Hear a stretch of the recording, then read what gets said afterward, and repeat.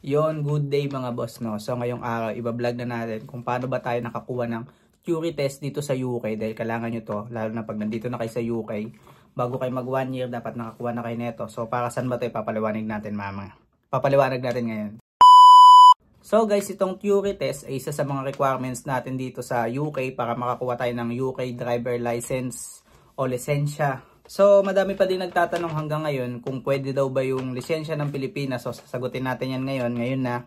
Madami kasi nagtatanong mga nakakang araw kasi kung pwede daw ba yung driver's license sa Pilipinas so, pag pumunta na dito sa UK, kung magagamit daw ba yun. So, ayun mga boss, no, kung pupunta kayo dito sa UK, kung may driver license kayo dyan sa Pilipinas, pagdating nyo dito is magagamit nyo siya ng 1 year dito sa UK. 1 year lang simula nung paglapag nyo dito sa UK, magagamit nyo siya ng 1 year. So, pwede yung license ng Pilipinas basta 1 year pa lang. So, pagka after ng 1 year na, hindi na siya pwede. So, mahuhuli na kayo pag wala kayong lisensya. Kaya kailangan pagdating pa lang dito sa UK, kumuha na kayo ng driver license. Para pagdating ng expert na yung naka 1 year na kayo dito sa UK, para ready na, may driver license na kayo. Pero hindi natin ginawa, hindi ko ginawa, hindi din ginawa ng iba. So, ngayon sa mga pupunta dito o sa mga nandito na, sa mga wala pang 1 year dito. So, papaliwanag ko lang tong theory test kasi isa to sa mga requirements para makakuha ng driver license dito sa UK. Nung dumating pala ako dito sa UK is 2021 December. So, hindi pa naman ako masyado magaling mag-drive noon. So, hindi pa din naman ako nagda-drive. Pero may dala-dala akong driver license galing sa Pilipinas. So, nagamit ko naman yun ng 1 year dito. Nakapag-drive ako. Pero yun nga, expiration yun, 1 year lang. Kaya dapat kumuha tayo ng driver license ito sa UK. So yung first step ng pagkuha ng driver license ito sa UK is kukuha ka muna ng theory test. Parang mag-aaral ka muna ganun. Tapos ipapasa mo yung theory test. So bago ka kumuha ng theory test, dapat kumuha ka muna ng provisionary driver license. So ito yun guys, pakita ko. So ito guys, yan. Ito yung learning, yung L-learning yan. So ito yung provisionary driver license, parang ito sa Pilipinas, parang student license, ganun. So, pag nakakuha ka na nito, pwede kang magpaturo sa mga kakilala mo na may driver's license pa sa Pilipinas o may driver license na dito sa UK. Pagka hindi ka marunong, pwede mo itong gamitin, magagamit mo to. Parang student lang to guys, hindi pa to lisensya pag kumuha ka nito. Hindi ka pa din pwede mag-drive pag meron ka nito. Pwede ka mag-drive kung meron ka nito, basta may kasama kang may driver license dito sa UK. Na 2 years nang nagda-drive. Hindi ko lang alam kung kasama yung may lisensya sa Pilipinas, kung kasama yun. Pero mas maganda siguro kung yung kasama mo na magda-drive ka dito sa UK is meron ng 2 years mahigit na lisensya dito sa UK. So yan yung first step guys, no, kukuha ka muna ng provisionary.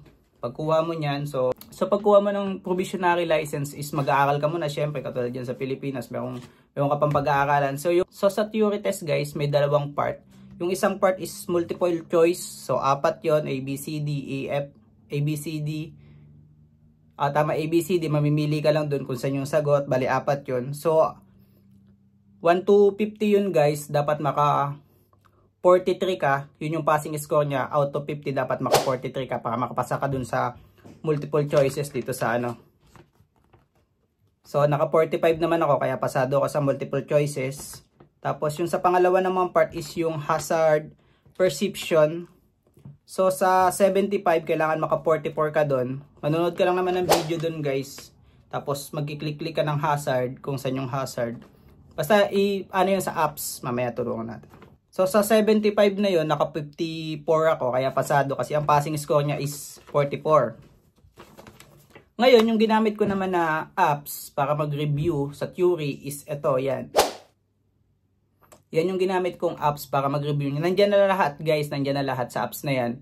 Pero may bayad nga lang yan. 5 pound yata yung bayad, hindi ko alam, o 8 pound ganyan. Check nyo na lang guys. Pag na-download nyo yung app na yan, check nyo na lang kung magkano yung bayad.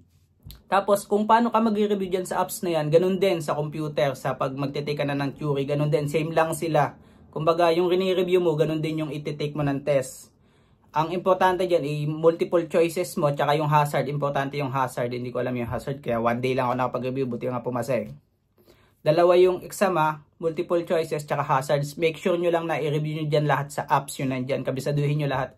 Kasi madali lang naman yan, pag nakabisado mo na lahat, kaya mo na ipasa. So, sa mga kasama ko naman dito, katulad ko, wala pa naman bumagsak dyan sa theory na yan. Kaya, review lang guys. Gamitin nyo lang yung apps na yan para makapag-review. Ngayon guys, kung tingin nyo, mapapasa nyo na yung theory, pupunta lang kayo sa dbsa.co.uk. Doon kayo magbubook ng theory test. Mamimili kayo kung saan nyo gusto. Kuwari, katulad ko, taga Yobel ako. So, Yobel lang ako nagbook ng theory test ko. Malapit lang. Madali lang naman mag-book dito sa DBSA kasi madami namang slot pagka theory test. Tapos guys, pagka-schedule nyo na, make sure nyo lang na 15 minutes before kayo pumunta dun sa pag-e-examan nyo is nandun na kayo. Kasi pag na-late kayo ng dating sa exam, hindi na kayo tatanggapin. Nakalagay naman yung email naman kayo pag nakapag-book na kayo ng test. Tapos sa test center, dadalhin nyo lang yung ID nyo, passport, tapos yung ito, yung importante ito. Yung provisionary driver license nyo, dadalhin nyo yan kasi yun yung i-check nila. Tapos yung email sa inyo ng email sa inyo ng DBSA na meron kayong schedule ng araw na yung pagpunta nyo. Tapos guys, ganito yun pasok kayo doon, lapag nyo lang yung yung provisionary license nyo, tapos bigay nyo lang yung email nyo na may schedule talaga kayo, tapos upo lang kayo sa computer, ganito yung computer. Tapos doon lang kayo, saglit lang. Pag natapos niyo yung multiple choices, sunod na yung hazard nun. Tapos pagkatapos nun, labas ka na. Paglabas mo nun, tatanong mo dun sa staff kung ready na ba yung papel mo, yung ganito. Pag pasado ka guys, hindi ko alam kung bagsak o pasado. Kasi ako, pasado ako. So pagdating ko dun sa table nung lalaki, binigyan lang ako neto, tapos dito na nakalagay kung pasado ka o hindi sa theory test mo. Ngayon guys, kung pasado ka naman sa theory test mo, congrats dahil nakapasa ka na. Pero hindi pa to driver license ito sa UK. Isa pa lang to sa requirements para makakuha ka ng driver license ito sa UK. Isa pa lang to, may isa pa, yung pangalawa. Yung pangalawa, next ko na vlog na i-share sa inyo kasi wala pa naman ako nun. So doon na papasok yung actual driving test or yung practical. Doon ka na magdadrive ka na. Tapos may instructor dyan, susundin mo lang siya kung saan ka pupuntahin. Doon na, magdadrive ka na guys. So pag napasa mo na yung practical, makakakuha ka ng lisensya. Pero wala pa ako nun. Abangan nyo next vlog kung may papasa ko ba yung driver license ko, yung practical ko dito sa UK. Sana may pasa. Pero mas maganda guys na kumuha na agad kayo ng theory test kasi madali naman to ipasa. Kasi yung practical, ang hirap kumuha ng slot guys. Katulad sa akin, nung last month pa ako nagkaroon ng result dito, last month pa ako pumasa, hanggang ngayon yung nakuha ko lang na slot is December pa. Kaya unahin nyo tong theory, kumuha agad kayo ng theory pagdating nyo dito sa UK kasi mahirap kumuha ng slot pag practical. Yun lang, maraming salamat, thank you. Ay guys, kung naguluhan kayo sa vlog ko ngayon, comment lang kayo sa baba, sasagutin natin about dito sa vlog ko na to sa pagkuha ng theory test. Yun, salamat.